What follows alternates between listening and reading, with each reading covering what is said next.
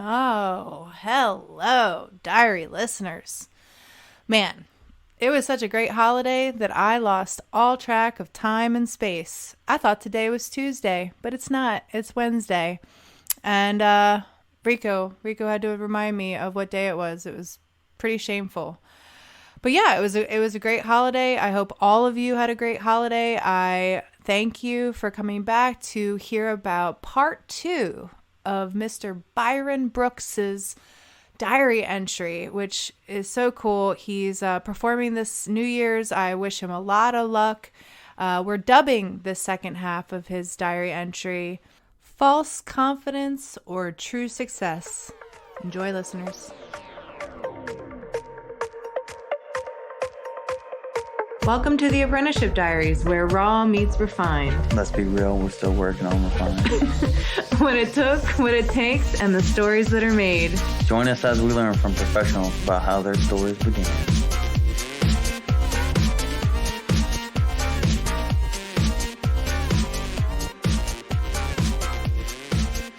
Totally. Well, I mean, the reality is I've had people ask me how I can exist in these thought spaces of mine. I said, well, we're all deluded. Yeah. That's the truth. We all are. It's just that I'm hip to the knowledge that I get to choose my own delusion. And what I consider crazier is choosing a delusion that makes you upset every day. Yeah, absolutely. Absolutely. Why? Why are you doing that? Absolutely. Like that's nuts. Generally that's my short answer for people when they ask me, why did I start doing mixed martial arts? Like, false confidence. Yeah. Why did you start doing comedy? False confidence. Yeah. Yeah. That's what it is. To bring back Joe Rogan, I remember one of his last specials that I saw was like, you know what I realized about most people? It's not the smartest person, it's the most confident person in the room that gets to do it. They just walk in and be like, I don't know. I know. And then everybody follows them. And it's like, what the fuck is happening? This guy doesn't know shit. Yeah. So true. It's and that's why I love comedy, because for me, life does have a lot of meaning. There's part of me that really wishes that I could take myself less seriously. And that's why I love comedy. I mean, my boyfriend, he's incredibly funny. I think that's part of the reason why we're together, is because no matter that's how important. Much Someone's got to be funny. However much he pisses me off, he manages to make me laugh again. And I'm just like, thank God you have that, because there's no other way. You're absurd, and this is absurd half the time, but you can make me laugh. There you go. Speaking about that, like I know you have a child and all of that. How has been managing family life in conjunction with all of these different aspects, or do you think that it helps manage them better? The cool thing about comedy is it happens generally right as my son's going to bed. Okay. So I even, when I was working a full-time job and doing comedy, I was able to come home, help them with homework, eat dinner with the family. And then, as they're winding down, I'm like, hey, I'm leaving. Right. See you in the morning. So it's actually like, people ask me that all the time. Like, when do you have to? I actually have a lot of time on my hands. That's great. I'm also very, very OCD about scheduling. So I can get a lot done because I make a schedule for myself, and I'm pretty consistently keep to that schedule. So I'm able to, work a part-time job, go train, lift weights, teach, and then, spend time with my family and do comedy and still get, a decent 8 hours of sleep. So that's great. It's all about planning. If you plan it correctly, you can do it, instead of most people just make excuses. Do you use, because I live by my Google Calendar, and is that what you use, or do you have a different planner? Google Calendar for certain things. So comedy, always Google Calendar. Okay. work works out itself. So does the training, unless the only thing that really throws me curveballs is when a comedian needs a flyer done or a comedian needs some type of graphic design work. And then that's like, okay, I need to start doing that now so I can get it to them so they can start promoting their event. So that's generally like a drop. When someone asks me for a flyer, it's like, I was going to play video games for 2 hours, but it looks like I'm going to have to do this flyer. This flyer, yeah. Well, that's cool though. That's really cool. Oh, and you gotta, I mean, again, I'm sure your ADD appreciates on certain levels that kind of just arresting at any moment. Like it can be draining, but yeah, dude, I've recently taken on and I'm searching my heart about it, but I'm investigating some things in my community right now that are about our HOA and more of like the legal, political kind of community kind of things. And dipping into this, I am like, oh my God, this is making me so angry. And then like it's making me so angry. That's funny. And I'm like, just the levels of it, and you know how much we pay into a system that when you figure out like how off point they are and everything, you're like, holy shit, dude. Like, oh yeah, it's like 12-year-olds are running it, right?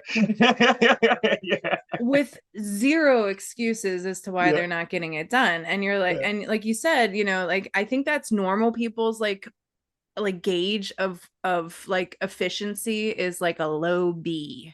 Yeah, like they're absolutely. Yep. And I'm not that. I'm a straight A. Like if I can get the A, I'm gonna go for the A, you know?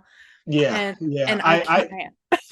That might be a fault for me because I actually stress myself out, like, because I strive for perfection. You know what I mean?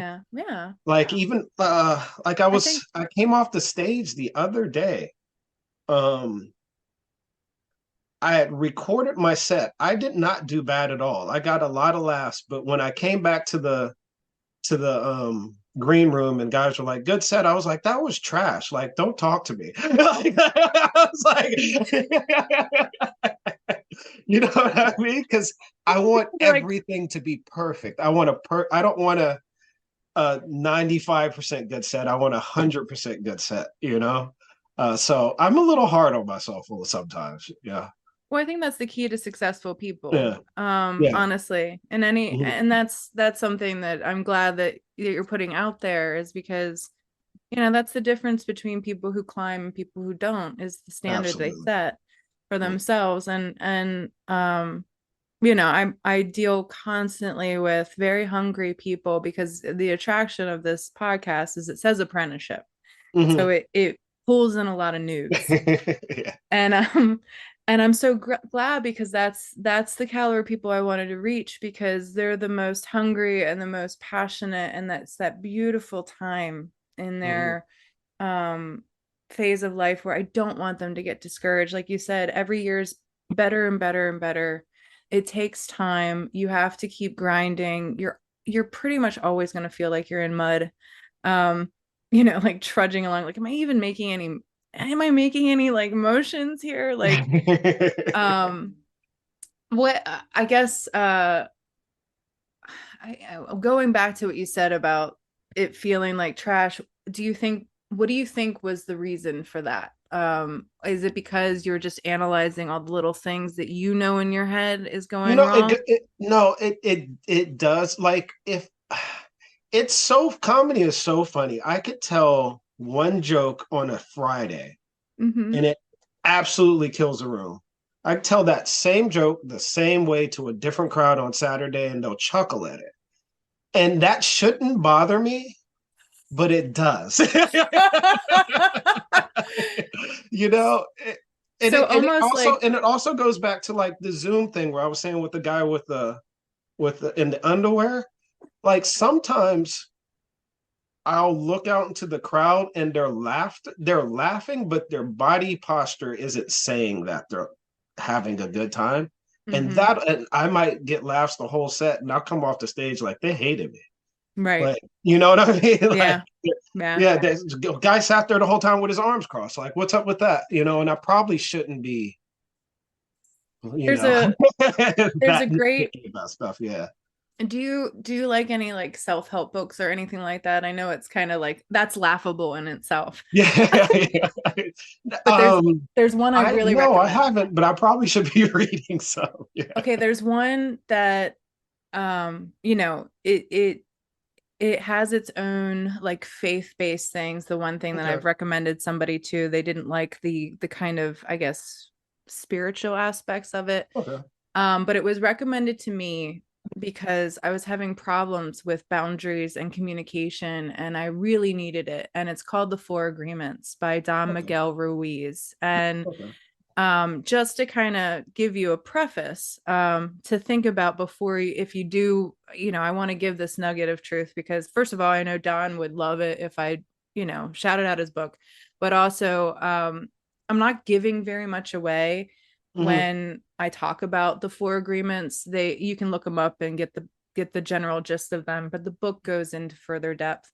But the four are to be impeccable with what you say, to never assume, never take it personally, and always do your best. So if you enact, and it sounds like you struggle with the never take it personally. Yeah. Yeah. Um, Yeah. and that's a big Yeah. one. That's a big one within service too. And it is a big one for people who are the straight A people, Mm-hmm. because, you get so hung up in your own head about how you're perceived, or, and like you said, we're all a bunch of egomaniacs and things like that. It's like, it's a very kind thing though, because it's the ego that wants it wants to control the whole, phase of things Absolutely. that are not within your control. You can only really control 50% of the dynamic. And then Mm-hmm. you got to let go of the other, and then really determining what is yours to command is it's super hard. Yeah. Again, I think that I would do great with crowd work because I used to be a hairstylist. And Nice. So you got all the scoop. dude, watching people in a mirror and paying attention to how they were and having to perform for them, literally perform like every half hour a new person, and like, giving somebody a sense of gratification and fulfilling them and making them feel, good again, and restoring them a little bit on a half hour basis is like a great, I mean, I had somebody, one of my peers in tattooing, kind of question how hard doing hair is, and he thought that our job was harder, and I was like, oh no, asshole, no. We get hours with one person. Are you out of your mind? I was Yeah. like, we have hour-long consultations that we like to. We get to book for a later date. We get to prepare Mhm. ourselves for it. I was like, you have to on the On the spot spot, and create and do it basically. within stress schedules, because if your Mhm. client's 5 minutes late, it snowballs the entire rest of the day. You might not eat that day. You might, Mhm. and you have to be lovely. Yes. You want them to come back. Yep. I hear Yeah, that. dude. So the retention is like that's the key to it, rather than that one-time feat of awesome. Mhm. The crowd work is everything, the people work is everything. Um, so that's really interesting. I've always said to myself, like, I'm funny on accident. Like, I'm funny conversationally. And it's because I'm dumb. Like, half the time I'm just like, I put blonde in my hair so I can match. Yeah, Like, right. theater, like, shit. Actually.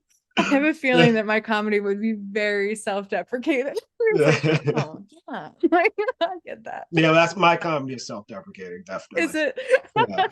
Yeah. It's so easy and it's so safe to like, because it does. I think, like you said, the storytelling is a good phase, because like in public speaking, they ask you to do it. Your first speech is a speech about yourself, so it's Mhm. the easiest icebreaker. Um, but yeah, like through personal storytelling, I think that that's the most healing form Yeah. of things. Mhm. Um, would you agree? Yeah, I would definitely agree. Yeah. Yeah. And I think that people are a lot easier. Like once they know that you're willing to make fun of yourself, then they kind of, their buttholes relax, Yeah. like they're like, Yeah. oh, this is cool. Like I can, Like, yeah, I can be kind of chill around them now. Yeah. right. This Yeah. is not a bad person. They at Yeah. least have some self-analysis. They're Um, aware. yeah. um, it would make it more fun for me too. I think that the issue that I would have with any kind of crowd work would be like, I'm not vicious, I'm um, not either. and I don't think you are either. Like you're Mhm. very kind, and that's sometimes I think that when you see people with good crowd work, they're really able to kind of bring out the absurdity in people, and they can Yeah. get a little dark, and Yeah. that's what makes it It's really nice. that it's easy when they talk to you, because sometimes you'll try and do talk crowd work and they'll just kind of like give you like a one word answer and kind of shell up. But the more you can get out of people, the funnier it's going to be. Mm-hmm. And Yeah. I do the kind of turn it back to, okay, you said this. How is it? How does that experience? How can I make that experience self-deprecating for me? Yeah. So then I'll throw something back out there that makes me look dumb, but I get the, you know That's what a I good mean? mental Yeah, game. That's a good yeah, question. I yeah. love that. I love But that. sometimes I'll try and do some crowd work, and the crowd's just not having it, and I just have to go back to material. Yeah. Yeah. Yeah. How do you formulate your material? Because I mean, what's the longest sets that you do? Um, I will be in. I've headlined a place called Cult Classic out in Kent Island. Oh, right on. I did a 35-minute set there. That's long. And I'm going to be in Raleigh, North Carolina for New Year's. I'm doing two feature sets there, which are 30 minutes apiece, I believe. That's So that's awesome. generally about the longest. I have about probably 40 minutes of material, but I wouldn't do 40 minutes of time because it's like I have to add the material that I don't really, not that I'm not comfortable with it, but I don't really like it as much as my other material. I'd rather have my A stuff and not throw in B and C, you know. Right. So Right. yeah, I would say a solid half hour. Okay, right on. Solid half hour. Yep. And how do you develop it? 5 minutes at a time. Yeah, that's good. That's really Because good. yeah, generally you develop it by going to open mics. And yeah, it's trial and error. You know, you go in, try this joke, doesn't work. Go to a different open mic, try the joke a little different. You might get a chuckle. Okay, we're getting somewhere. And a single joke may take a month to Yeah. get right. You know, Yeah. uh, How many different so are you mostly DMV area right now, or are you up and down the East Coast a little bit more? I'm up and down the East Coast a little bit more this year. Okay. I would say last year I was pretty much strictly DMV, but this Okay. year I've been able to go up to Philly, New Jersey. I'll be in North Carolina. Second time being in North Carolina this year, and of course Raleigh. I mean, sorry, Maryland, Virginia, West Virginia, Delaware. Um, Trying to get to Austin. I just a little broke right now. I can't afford the plane ticket, but It's I want to rough, do some dude. comedy out there.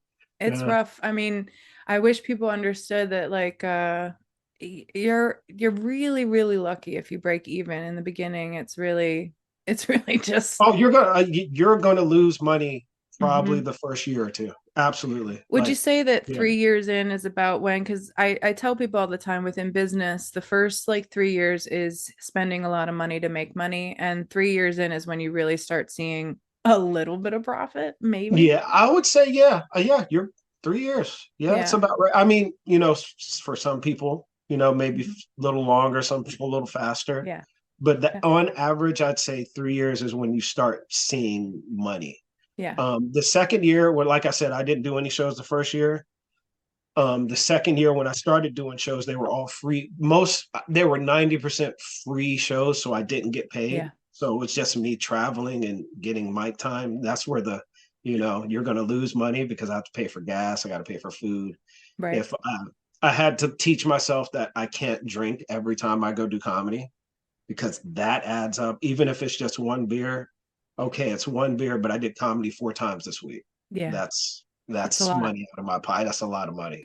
So I was going to ask you about that. I'm glad that you touched on it. Do you feel like a little liquid lubrication helps, or is that just to wait the time? Um, Mostly just to wait the time. Hmm. I generally try and be as clear-headed as possible before I go on stage. Yeah. And then after I come off stage, then drink maybe a joint or something like that. Yeah. Yeah. But Yep. yeah, I try and be as clear-headed as possible. And for some comedians, that's not the like my friend Justo, he can't like he has to have a joint before Yeah. and meet 5 minutes before he goes on stage. He has to have, Yeah. and it works for him. But for me, I have to be somewhat clear-headed. Um, Well, it's a nice balance of like yeah. what will get you through the anxiety or the pre-fight hype kind of thing. I'm like Mhm. you. I like a lot of clarity because I'm a planner. Yeah. And once I'm in the groove of something, then I'm like, oh, okay. And something I've also, and I think this is about myself. I become what I am. So if I'm a little tipsy, my delivery is going to come out like Yeah. as a drunkard. Yeah. If I'm Yeah. high, my delivery is going to sound like I'm Shaggy from Scooby Doo. Yeah. Like yeah, Yeah. you know. So And I was just gonna say yeah. if like I've had with clients who are big pot smokers, they're like, Hmm. "Hey, do you want to smoke with me? I can tattoo like that if Hmm. I'm but it's one of those things where if I know that the crowd is all on the same drug, great. Hmm. Because then Yeah, we're all laughing together. yeah, laughing together. Yeah. But if I'm smoking pot and you're drinking, that's going to be a Hmm. disconnect. And it's the Yeah. same thing with me and a lot of I found my groove within music when I knew that all of us were on psychedelics, and that was EDM festivals. I was like, Okay. this is Yeah. amazing. But but you Yeah. can only be that way if you're ensured that you're all on the same You're all on the substances. same Yeah. plane. Yeah, absolutely. Like We had go I ahead. broke I broke my little rule. It was in October. My friend had a show called High Thoughts. Hmm. And it was literally they encouraged the crowd to come in, smoke weed before they come in, and put like we had a cup and just put thoughts on a piece of paper and put them in the cup. And when we were done doing our set, we'd pick out of the cup and kind of riff on what Oh, that's the people awesome. wrote down. So that was one where I actually got high before I got on stage because I was like, Yeah. everybody's high. I got to get on the same plane as these Yep. people. You know what I Yeah, mean? no, Yeah. totally.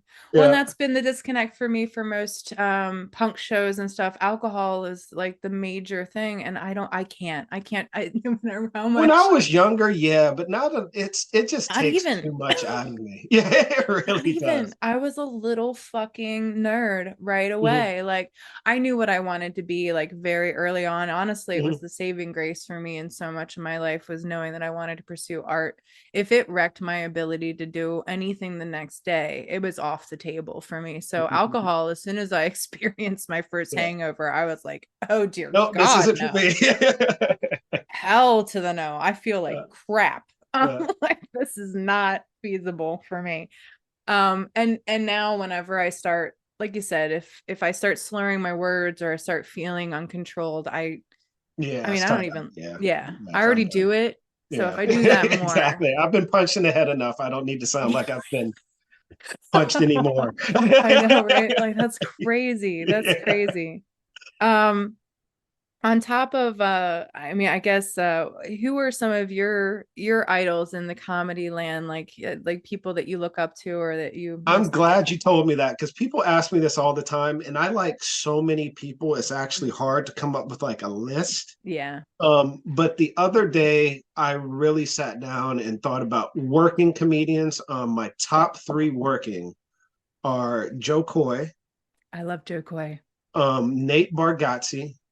I don't think I know him very well. Oh, he's hilarious. Really? He's Okay. Nate hilarious. Bargatze. I'm glad we're putting Nate him out. Bargatze and what's his name? Ali Sadiq.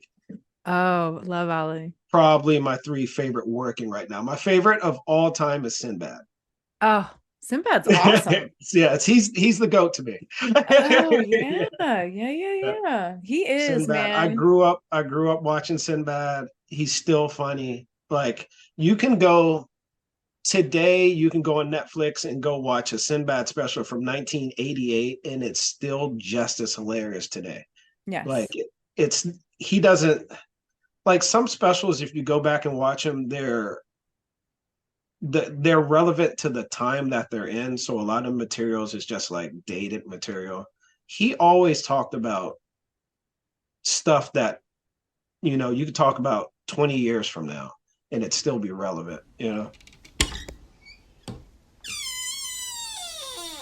Oh man, diary listeners, it's getting real. The new year is coming up, and I usually don't have a resolution, but I do this year. And I wanted to give you guys two of my regular commercials that I typically shout out intermittently throughout the year. They're great, great people individually and the services they offer. And when it comes to the other, it's just invaluable information that you can gather, and it's both are so worth the money. So without further ado, I introduce these two shout outs.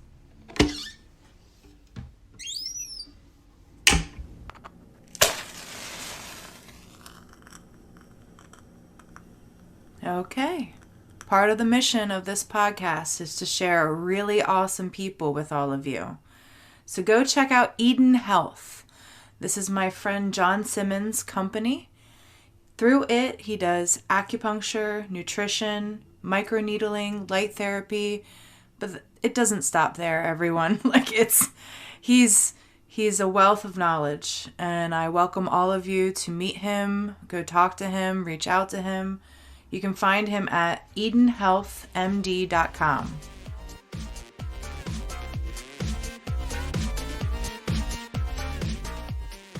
Hey, are you somebody who likes to draw? Are you somebody who wants to draw better? Are you someone who tattoos? Are you somebody who wants to tattoo better? Well, then I recommend that you go to our special offer in our show notes of this podcast page. Our website is theapprenticeshipdiaries.com, and on this page you'll find all our listed episodes. Within there, the show notes, there will be a link, TAD 10. Click on there and find yourself 10% off a year's worth of the Reinventing the Tattoo Canon. It will make you better.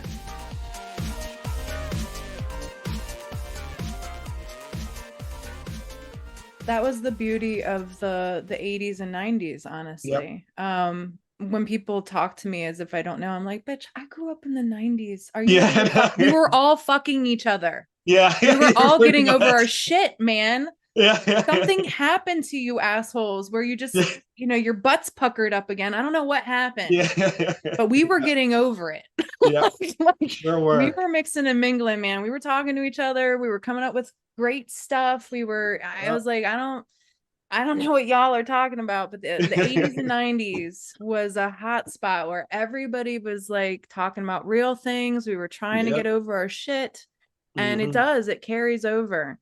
Going back to Sinbad, I'm glad you brought him up, because the question that I want to ask you that was not on my little pre-script is, do you have a look? Because Sinbad, he's noted for those very signature outfits that he would wear, loud sweaters and stuff. Do I have a look? I don't know. I definitely think I have a unique style. I don't think I have a look.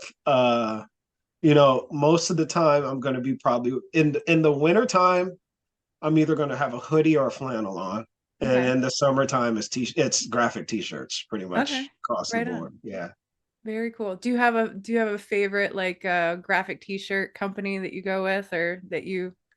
No, but my favorite graphic t-shirt is one I have that has Anthony Bourdain on the front of it. Nice. Yeah, that's a good one. That's my favorite t-shirt. It's iconic. It really is. I think that it's everything, right? Like I mean, you're a graphic designer, so the subtleties of a package, and Yes. down to the font, down to color Yep. coordination and stuff like Hmm. that. I have a friend who's an artist, and he loves doing car shows and stuff, and one of his major things that he does is he wears these really loud Hawaiian shirts, because he loves tiki kind of Yeah. stuff, and like that's his thing, is like that and But car shows. I do have to say I am conscious about what I'm wearing on stage. Mm-hmm. I don't particularly think I have a style, but I'm very like, is this aesthetic going to work on this backdrop? Yeah. Sometimes you'll go into a place and um, you'll have on, there'll be you'll have on a red shirt, and then you got a red, basically curtain behind you. So Oh now you're shit. blending into the wall, and it's stuff that, Yeah. normally the audience probably doesn't think about it, but I try and tape all of my sets.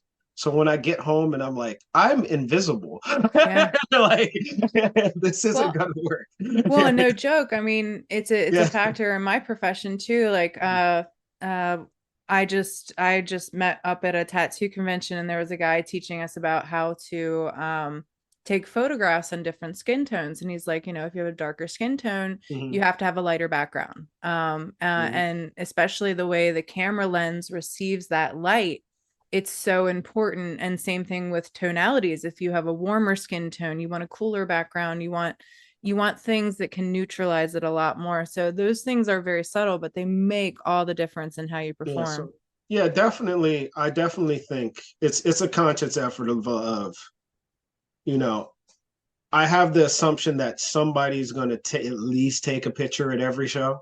Mm-hmm. So I need to be somewhat presentable. you Yeah. know? And you're like, I don't want to be some random floating head that Yeah, yeah, like it's just blending exactly. with a curtain. That might be its own kind of funny thing though. Um, like you come out and be like, I really wanted to match this curtain. Check this out, guys. How'd I do? Here we go, guys. Is my head floating yet? Like that's awesome. Fantastic. Let's see. If there's somebody, I mean, it sounds like, I don't know. I'm not in the comedy world. But if there was some nuggets of advice to give people who wanted to get into this, what would you give them? Just try it. Yeah.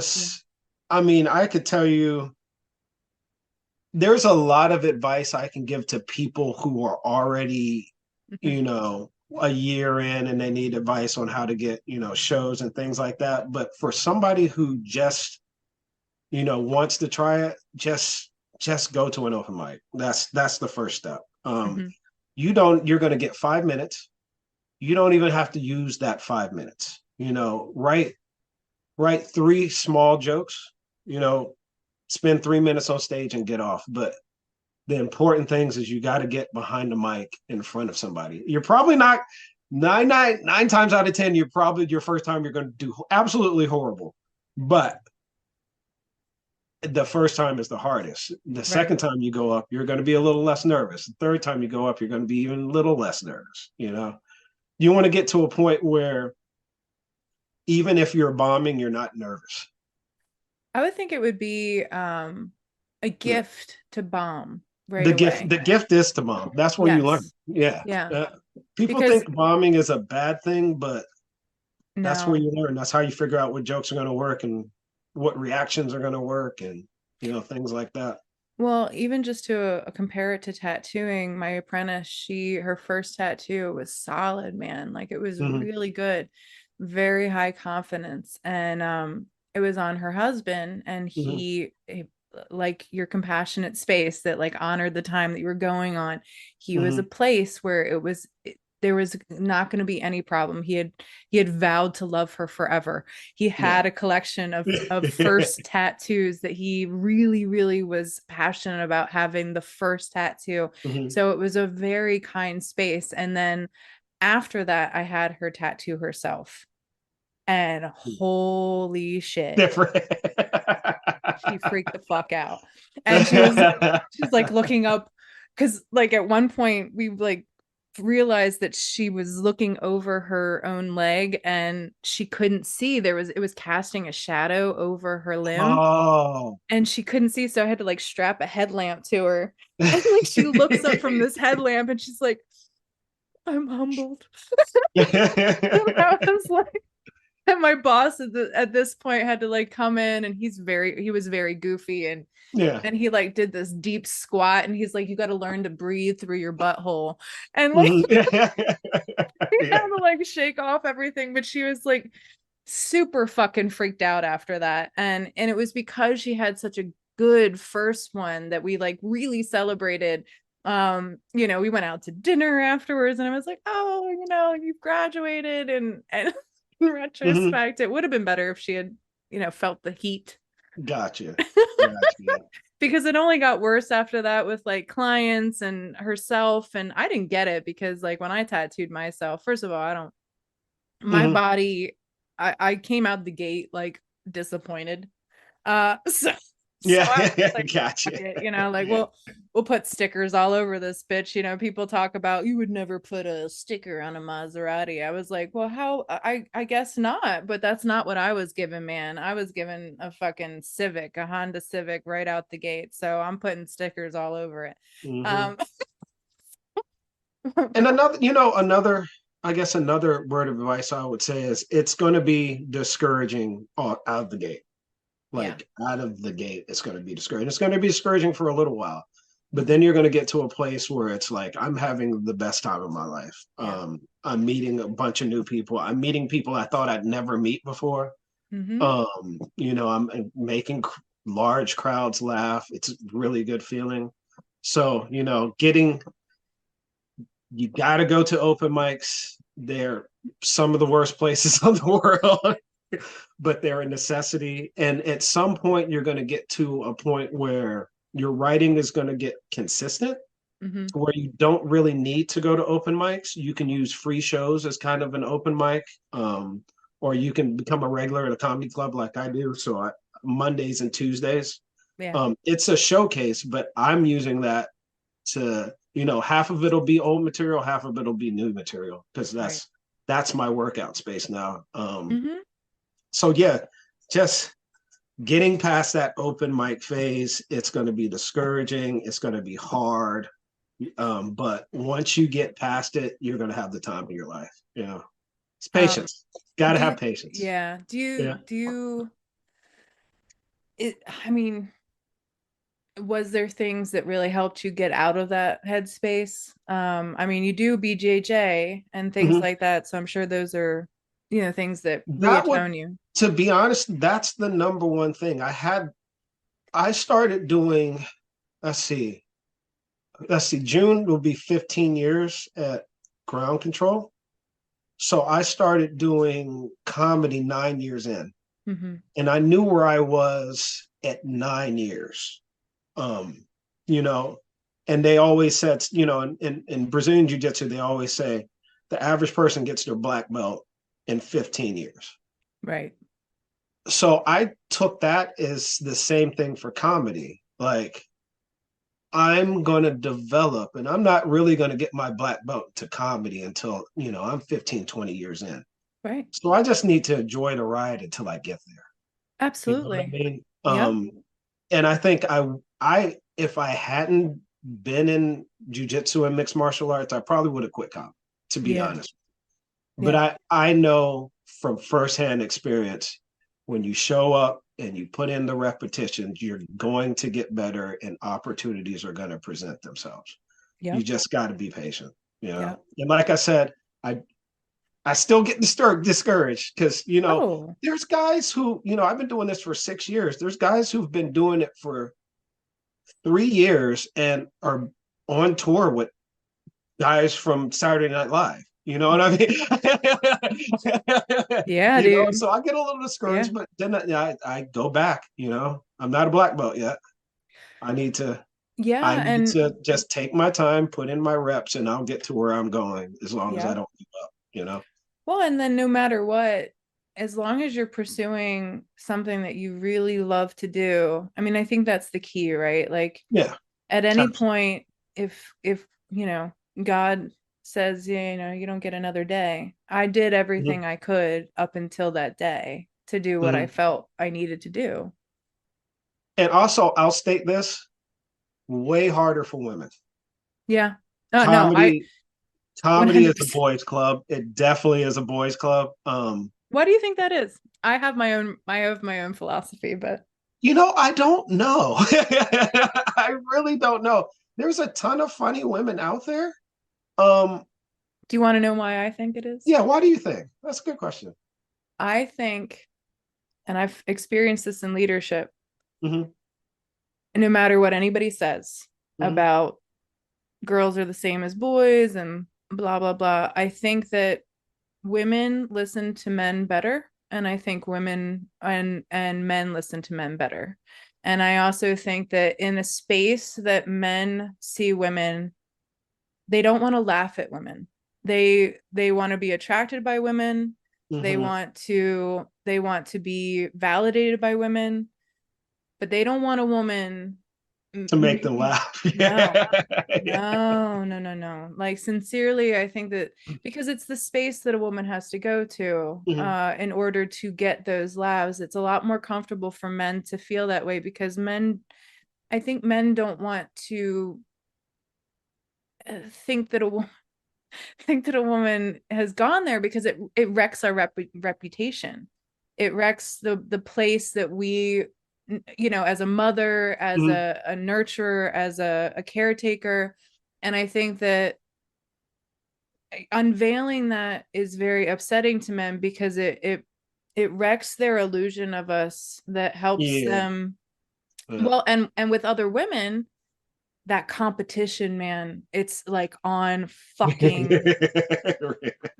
it's like above. It's like we are so big about, I mean, it's weird though because it doesn't make any sense because we outweigh men. Like there's more of us Yeah. than men. But Yeah. competitively, like it's just like other women don't appreciate other women telling them what to do. They just are like, bitch, I'll fuck your face up. Like don't at me like that, or don't or like stop telling all our secrets. Yeah. Like, you know, like it's that, I Uh, don't know, it's like a trust kind of thing, and it's a weird relationship, but I do see it being a lot harder for women that it's way. definitely I mean, there's a ton of like some of the funniest people in Baltimore are women. Mm-hmm. Yeah. But there's just not like for every 10 guys, there's one girl. And then half of those girls aren't getting booked.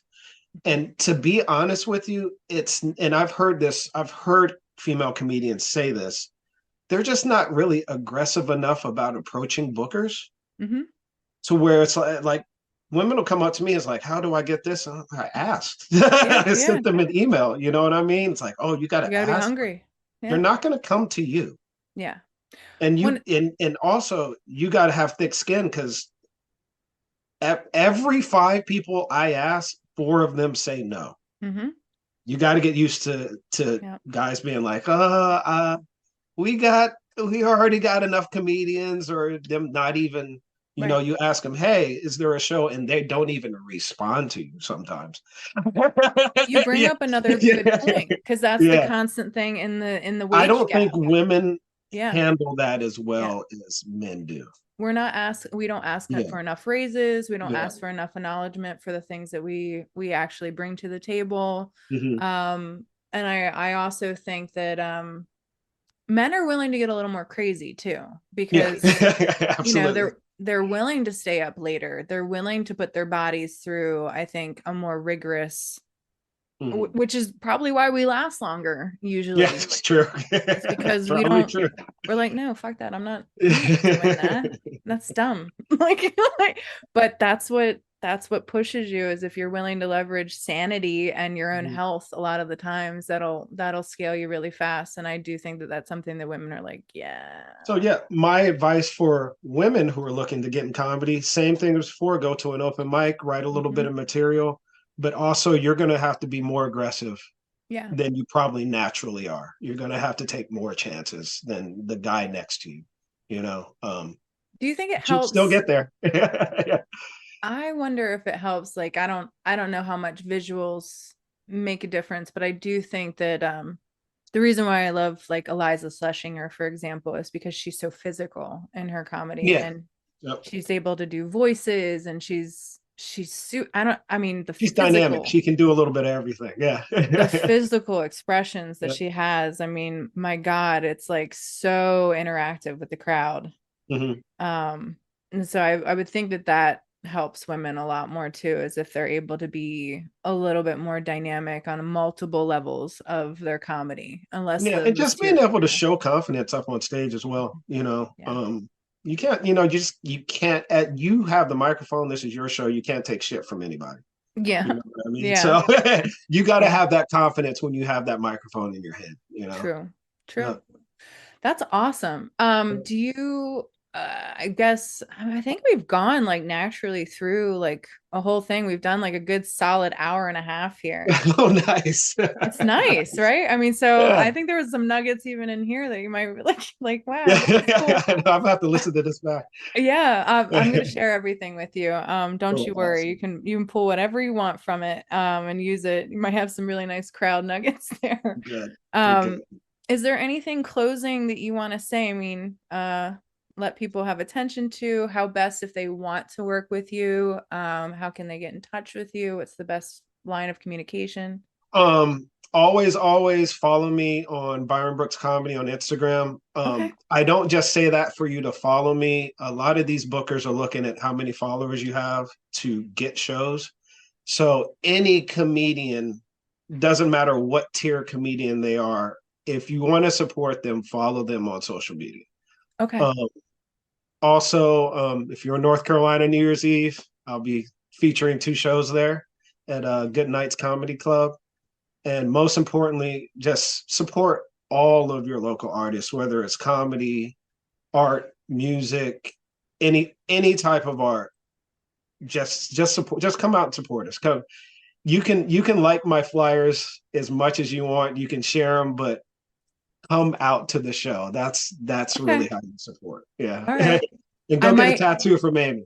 Oh, thank you. I was just gonna say I might after Yeah. this next because today I have somebody I'm putting out for the podcast, and then I think she has a two-parter that we're doing, but I might bump somebody else for you just so that we get this word out as soon as possible Yes. so that people can actually activate this. Plus, this is such Thank I've you. been wanting to interview a comedian for so long, and it makes me feel so dumb. I'm not following on you on Instagram, but I have, just so you know, Yeah. I have, what is it? I have 3. I'm just going to prepare you for what you're going to get here from me, just Okay. so you don't freak out. Yeah. Because you're going to learn a lot about Amy. And so might everybody here on, because I'm an open book, but I don't think people realize how much of an open book I am. I have two for just tattooing alone. I have Mhm. one for the podcast. I have 2 individual Instagrams for both my cats, and I have a nude modeling one too. So you're gonna see Nice. a lot of me. But I'm gonna follow you with each of those. My cat has an Instagram page too, so I feel it. So you're gonna get all of it. And if anybody wants to follow all of those of mine, God bless. But Awesome. but Awesome. I will, you will have that many new followers. Thank you. Thank you very after much. today. But yeah, that's just to put it out there. But Oh, yeah, that's a big one. Byron Brooks Design on Instagram. If you need any type of graphic design needs, I do flyers, stationaries, and Good. anything graphic design with clothes. I design clothes for people, so check Awesome. that out as well. That's awesome. Great resource. I'm gonna follow you just for the interaction. I need to talk to you more. You're way dope. But I'm gonna Yeah. promise you that before I bombard you with anything, I'm gonna go out and see you Nice. Thank do you your very thing much. first. Because Thank you that's very much. awesome. And I miss the BJJ crowd so much. You guys are I if I can add to this in closing, I only did a year, but it Yeah. was one of the most physically amazing years of my life and mentally progressive years of my life. I think that all people should experience BJJ. If Nice. Get on the mat. It is so grounding. It is. It's so grounding. It really Yeah, is. it's amazing. Yeah, hopefully, I keep hearing hints, but supposedly getting my black belt in January. So let's Oh, hope I'm that happens. so Yeah. excited for you. Yeah. I hope they don't whip you too bad. Are I do know. they? I never look forward to that. And Never that's look. another thing. Go to Ground Control Owings Yes, Mills. go to Ground Control Owings Mills. Yes. Absolutely. We have It That's amazing. my family. It's not just a team. It's a family. We've grown, we've expanded. We have daycare, we have summer camps. If you want to train and you have a kid, we have people to take care of them for you. So there's no excuse. Come join us. Get the whole family involved. I Yeah, mean, it's get the so good for entire family kids. involved. Yep, Yeah. absolutely.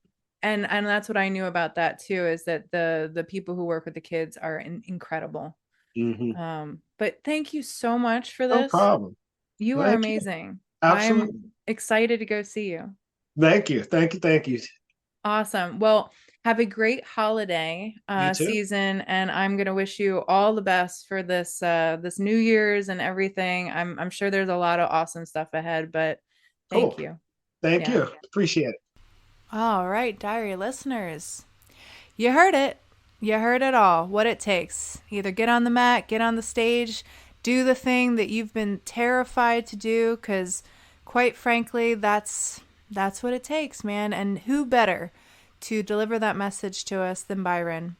Byron, thank you so much. Congrats on your black belt. Very, very hopeful about everything ahead for you. I really hope you have a great time, a safe time in Raleigh, North Carolina at Goodnights.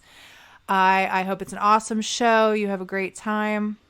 I'm just so happy that we were able to get you on the show beforehand. I got to come out and see you. Everyone, very, very happy 2024. Can't believe it. It's coming up. It hasn't happened yet, but I'm ready. Ready. God bless, diary listeners.